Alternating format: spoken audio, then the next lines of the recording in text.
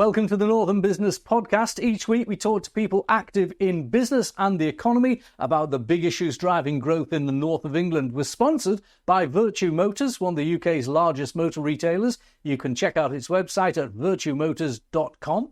I'm Graham Robb, owner of Recognition PR. We help scores of businesses promote their products and services, and some are featured on this podcast. Make sure you don't miss an episode by subscribing on YouTube or wherever you get your podcasts. Today we have Sanjay Aggarwal, who's the co-founder and Chief Spice Officer. Try saying that if you want to get into a good C-suite business. Chief Spice Officer at Spice Kitchen. And Sue Alderson, who's Director at Azure Consulting. And later my colleague Joss will be speaking with Martin Crammond, Technical Director at Carney Consultancy. Well, first of all, Sanjay, thank you for joining us. Sue, welcome as well. Chief Spice Officer is a nice little title, but you've got a great business and it's not that small. I've got to say, I've been looking at your LinkedIn profile. It's one of the greatest descriptions. I'm going to introduce you by reading from your profile. If you ask me how I got here, I'm wondering that myself. I'm the co-founder and Chief Spice Officer at Spice Kitchen, a family venture that started as a retirement project for my mum, Sashi, back in 2012. We make spice blends and spice gifts selling online through retailers and as corporate gifts. Well, that's an interesting and dynamic introduction, but what's it like sort of 14 years in from starting with your mum? Gosh, yeah, no, it's sometimes amazing to think that we're 14 years in, really, but... Yeah, I mean, as the kind of profile said, the business only started as an amazing little retirement hobby for my mum. Little did we know where we'd be today. I mean, you know, the whole business is centered around her kind of amazingness of cooking and her depth of knowledge of spices. I mean, she was born in Kenya and raised in India. She's an amazing seamstress, so I can come on and explain that she still makes gift wraps for each of our products, which makes them really unique. But yeah, still very much pinch me moments when we see our products on lots of shelves and we see where the business is up to, and we see, well, really that we've expanded from a hobby idea into a business. I think is the biggest transition we've made. So yeah. And tell me, this journey of 14 years has seen you now selling these products all around the world. And I was watching a video about you earlier, Sanjay, when you were describing how in the early days you got the massive order that could have intimidated a lot of startup businesses and caused them to say, no, that's too big, I can't do it. But no, you picked it up. It was the New York order I'm talking about. Could you tell us all about that? Yeah, I mean, I would say there's probably been more than 10 occasions where we've taken on orders probably bigger than we could chew at the time. But me and Mum are very much yes people, and we've taken every opportunity as we could. But yeah, kind of in the last 2 years, we've been looking at expanding more internationally. We've done pockets of sort of business in Europe and the Middle East, but we've had major opportunities and come our way from the US, where we launched last year. We're back in New York in June for a big trade event. So see if we can fry some more American fish, as they say. But yeah, we've taken some really big orders on, and the order that we did last year really kind of stretched the business, not only from an operational perspective, but also ensuring that your kind of products are compliant in the US and meet all those criteria, which you've got to try and learn relatively quickly and then sort of comply by. We managed to do all of that, and it was all plain sailing in the end.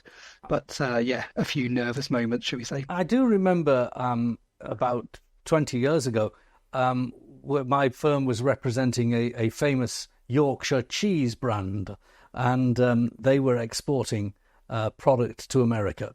And you are right, food products going to the United States is a difficulty, and there are also tariffs, not just regulatory non-tariff barriers on food products. So have you been able to navigate that? I noticed the Department of International Trade certainly likes you. So have they been any help? Yeah, I mean, they've been a massive help for a start. We've been working with the DBT for a long time. And obviously we've got trade advisors, and yeah, they've really supported us over the last 5 years, going on trade missions around the world and helping on research and giving us the right contacts and a whole heap of things.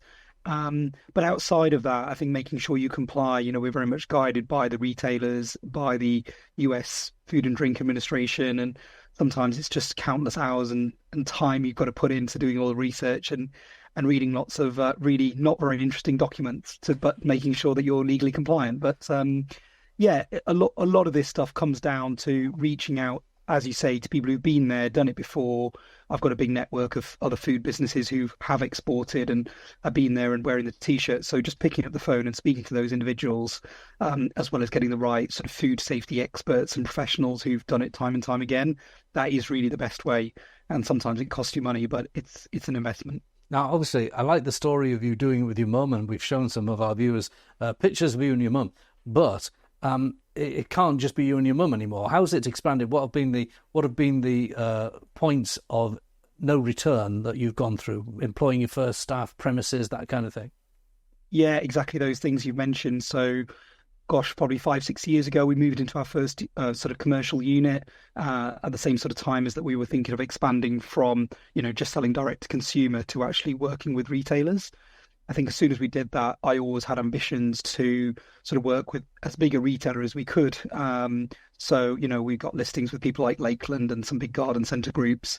And now we supply people like John Lewis and Selfridges and Harvey Nichols and so on. But yeah, most of our business is with these kind of smaller independent retailers. And so those milestone moments have very much been, getting the unit, making sure you've got the right food safety kind of compliance and, certifications in place. Certainly recruiting first employees. I think for any business owner, that's always a kind of milestone moment and always faces its own challenges, and making sure you've got obviously the right HR compliance, but also this right structure to kind of manage and develop and everything else. And how many people do you have now? How many people? Sorry, I didn't. No, that's fine. Yeah, so there's 12 of us now. 12 of you. So it's a small enterprise still. It's not grown to be out of control and difficult to manage. What's the future then? You're about to tell us a little bit about the next stages. Yeah, so the next stages, we are very much, as I say, expanding internationally. We've got obviously products that people love as much as making really delicious spice blends, and so which really help people get out of a cooking rut, shall we say. Our blends are really tasty, but really good for people who are adventurous cooks and like to cook and like to cook, lots of flavoursome food. But we do amazing gift sets, and our spice tins with all the spices in and the kind of sari wrap is a really wonderful gift for a food lover, but people who again love home cooking. We've got plans to expand into, hampers and various other products. And yeah, we're just set up for growth really within the UK. Mentioned before, we do a lot of corporate gifting as well. And that's definitely a growing area for us. But yeah, just really growth. I also know that you're selling online. We must mention the website, by the way, because there's quite a few spice kitchens. I was looking for the website, and there's lots of different takeaways that are called spice kitchen. So you've got to get it right. What is the spice kitchen website? It's just spicekitchenuk.com. You've got to put the uk.com on. That's the key part. Now you were welcomed into the 42 under 42 business club for the Northwest entrepreneurs. And you've been acknowledged as an entrepreneur, and this journey is continuing. But what do you think? I'm going to ask Sue this because she coaches a lot of entrepreneurs. What about the leadership skills that your own career is developing as a result of plunging in with your mum and taking your first staff on and taking your first premises on? What leadership skills have you come out with? Oh, that's a really good question, actually. I mean, I think the first thing is nothing happens unless you're passionate about what you do. Me and Mum are extremely passionate about food and cooking and spices. And I think hopefully that exudes from everything we do. We've got really, as we've grown, we're still relatively small, but we've always held, the quality of our products in really high regard. And the quality of what we make now is no different from what we made 14 years ago. But I think you need to be able to obviously hopefully inspire a team. You need to have your finger on the pulse in a number of different areas of the business. I think the key though as you grow is you've got to become, and I've probably always been it, but certainly it's been a development for me, is being quite self-aware. I definitely know where my skills lie. I'm great on the sales side and building relationships with retailers, and that everything else, got to find the right people to kind of manage those areas for me. So I think if you're self-aware enough and you know where you're really adding value to the business, and then you're able to sort of recruit and find the right people to fill the gaps, so to speak, then I think that's kind of a recipe for success. And I think it's sort of when people aren't aware of where they add that value, or they're trying to spin too many plates, then it's, you kind of stagnate your own growth, really. Now, you and I employ about the same number of people. I suppose our businesses, I don't know what the turnover is, but it might be a similar size.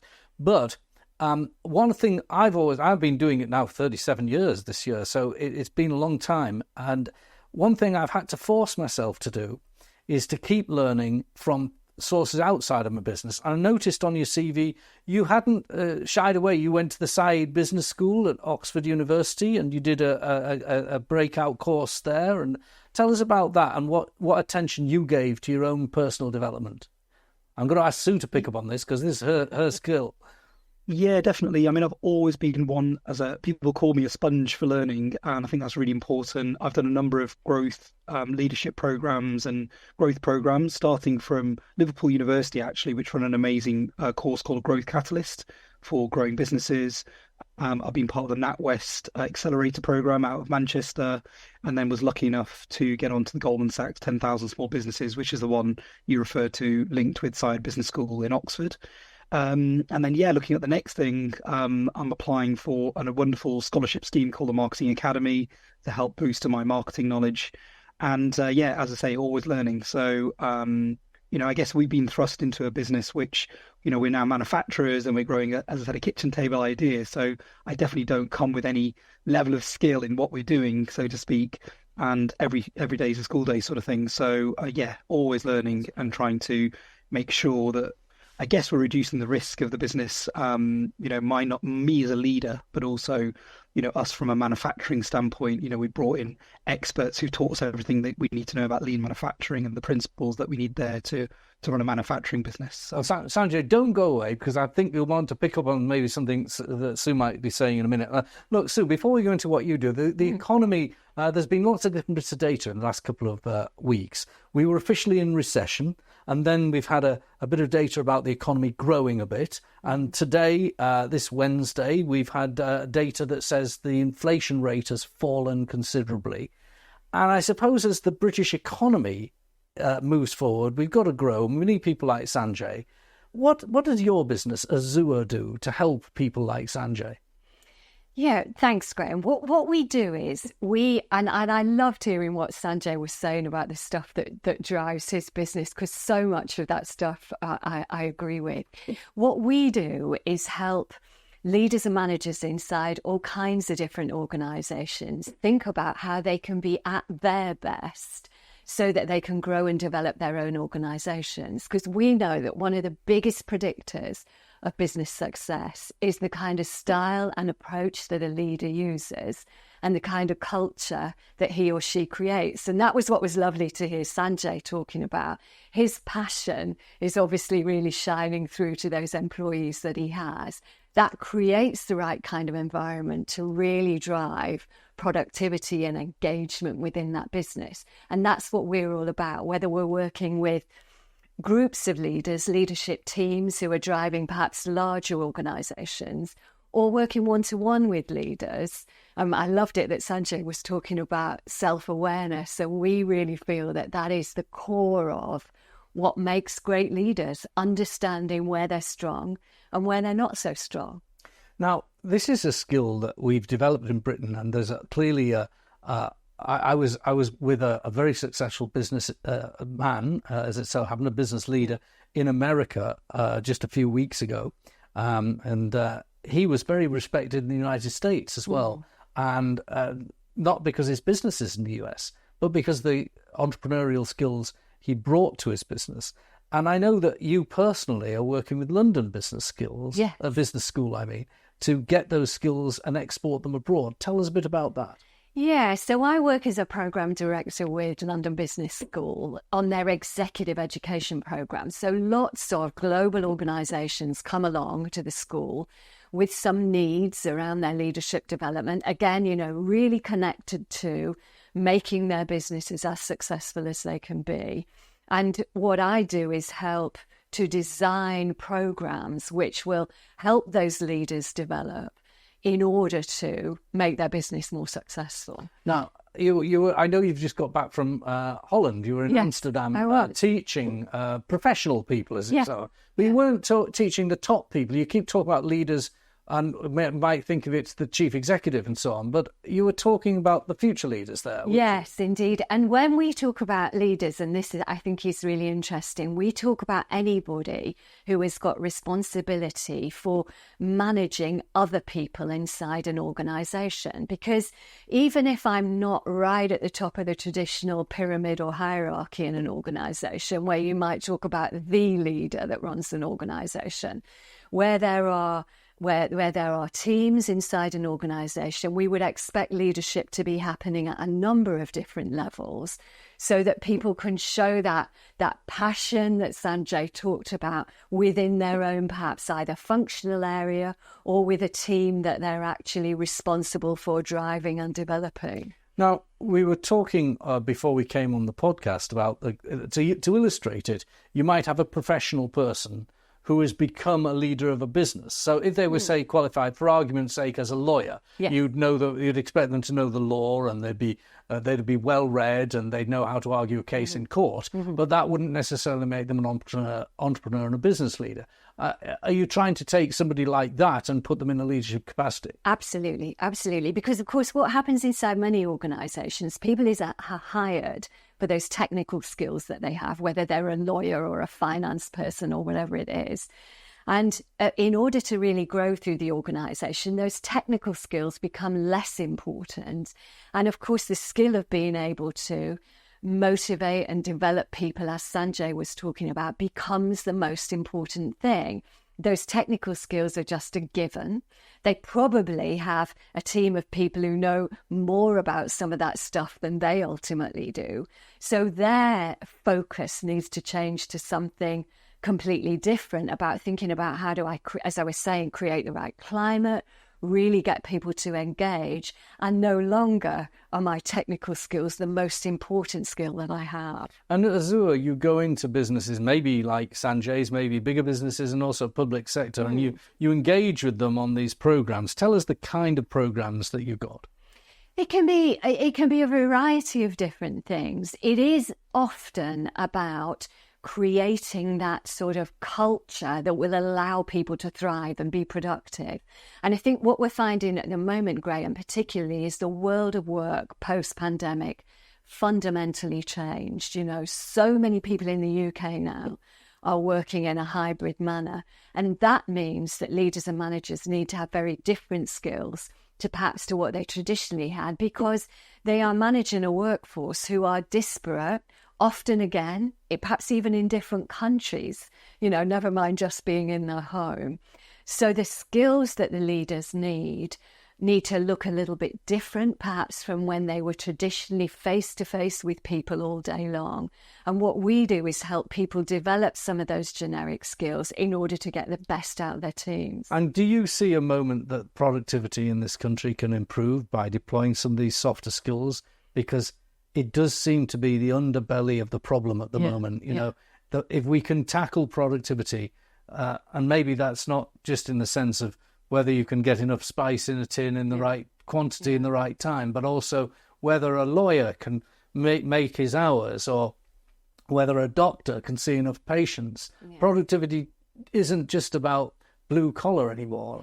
No, absolutely not. You know, what we are trying to do is help leaders get that discretionary effort from people, you know, not just meet the minimum requirements, but what else can they bring? What other strengths can they bring? How can they really flourish?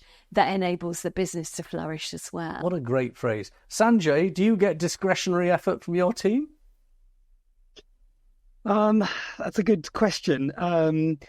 To be honest with you, we've got an amazing team, a really, really strong team. And I think, as you said, it's sharing the passion of the products.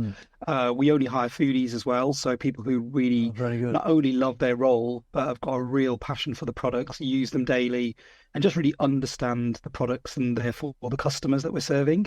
And that's really, really important to us. And then obviously when we come together as a team, we can really enjoy all the food things that we're kind of doing. So yeah, we've got an incredible team, to be honest with you. And I'm really, really lucky to have the people we've got. And to have, as I say, those areas really well served within the business, which, aren't my skills. So, well, Sanjay, thank you for joining us. Sue, thank you for joining us. To turn to something completely different, as they say now, over to my colleague Josh, who's been a manufacturing and cleaning business, specialist business for industrial cleaning called Mac International. And it's engaging in its new certification, ISO certification. Let's find out more. Thanks, Graham. Today I'm at Mac International, which is a manufacturer and distributor of cleaning solutions such as pressure washers. The company has just secured 3 ISO accreditations. I'm here to find out a little bit about the work that went into it and what it means for its future plans. Andy Scott is Sales Director at Mac International. It's a really exciting day here today as we've achieved all 3 of our ISO certifications, which is absolutely fantastic news for the company. Rupert King is Compliance Manager at Mac International. He's headed up this whole project.